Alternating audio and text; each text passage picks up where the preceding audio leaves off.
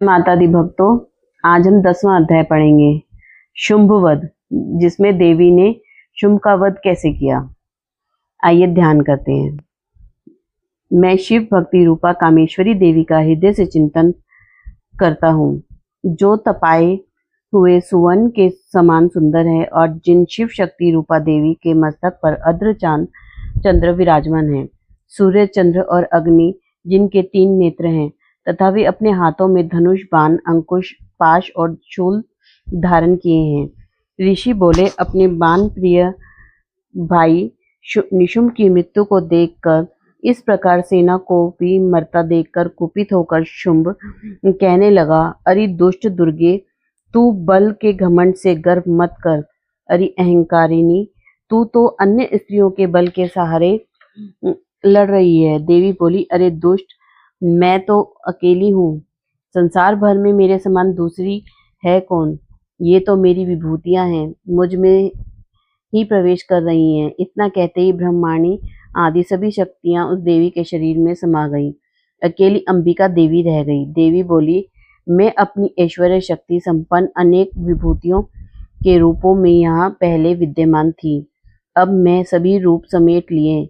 अब तो अकेली युद्ध में खड़ी हूँ, तू भी स्थिर हो जा। ऋषि बोले, तब सभी देवता तथा दैत्यों को देखते देखते देवी और शुंभ इन दोनों में युद्ध छिड़ गया। तीखे बाणों की वर्षा तथा भयंकर अस्त्र शस्त्र से उन दोनों का युद्ध सभी लोगों के लिए भयंकर प्रतीत होने लगा। जितने भी दिव्य से दिव्य अस्त्र अंबिका छोड़ती जाती, दैत्येंद्र उन्हें निवारक अस्त्रों द्वारा तोड़ता जाता। इसी प्रकार परमेश्वरी अंबिका भी खेल खेल में हुंकार आदि शब्दों द्वारा दैत्य से छोड़ दिव्य शास्त्रों को तोड़ती गई। तदनंतर असुर के सैकड़ों बाणों से देवी को आच्छादित कर दिया। तब देवी ने भी कुपित होकर बाणों द्वारा उनका धनुष काट डाला। धनुष के टूट जाने पर दैत्येंद्र ने हाथ से शक्ति उठा ली। अभी शक्ति उसके हाथ में ही थी कि देवी ने चक्र द्वारा वह शक्ति काट डाली। तब दैत्यराज तलवार तथा 100 चंद्रमा वाली चमचमाती ढाल लेकर देवी पर झपटा।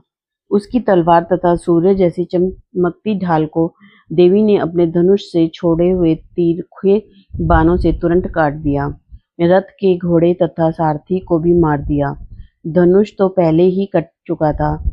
तब तो भयानक मदगर लेकर अंबिका को मारने के लिए दैत्य उद्यत हो गया। देवी ने उसके मदगर को भी तीखे तीरों से काट दिया। फिर भी वह दैत्य मुक्का तानकर बड़े वेग से दौड़ा। जाते ही उसने दैत्येश्वर ने देवी के हृदय में मुक्का मार दिया। देवी ने भी उसकी छाती पर एक चपेट जमा दी। देवी की उस चपेट के लगते ही वह दैत्यराज पृथ्वी पर गिर पड़ा। गिरकर भी सहसा उसी प्रकार उठ खड़ा हुआ। तब उछलकर देवी ने उठाकर आकाश में स्थित हो गया। वहां भी निराधार होकर वह चंडिका देवी के साथ युद्ध करने लगा। आकाश में उस समय दैत्य तथा चंडिका का आपस में घोर युद्ध हो रहा था। वह युद्ध मुनियों के लिए विस्मय कारक था। अब अंबिका ने उसके साथ देर तक युद्ध करते करते दैत्य को उठा लिया और उसे पृथ्वी पर पटक दिया। देवी द्वारा पटका हुआ वह पृथ्वी पर आकर खड़ा हो गया। मुक्का तान वह दुष्ट देवी को मारने की इच्छा से बड़े वेग से दौड़ा। तब उस दैत्य को आता हुआ देखकर देवी ने उसकी छाती में त्रिशूल भोग कर दिया और पृथ्वी पर गिरा दिया। देवी के शूल से शत विशत होकर पृथ्वी पर पड़ते ही उसके प्राण निकल गए। उसका गिरना भी समुद्र, द्वीप एवं पर्वतों के साथ सारी पृथ्वी को हिला देने वाला था। उस दुरात्मा के मरते ही सारा जगत स्वस्थ एवं प्रसन्न हो गया। आकाश भी बहुत ही साफ दिखाई देने लगा। पहले तो उपद्रवी मेघ उठ रहे थे तथा उल्कापात हो रहे थे, वे सभी शांत हो गए। दैत्यों के मारे जाने पर नदियां भी अपने अपने मार्ग पर चलने लगी। उसकी मृत्यु होते ही सभी देवताओं के मन प्रसन्न हो गए।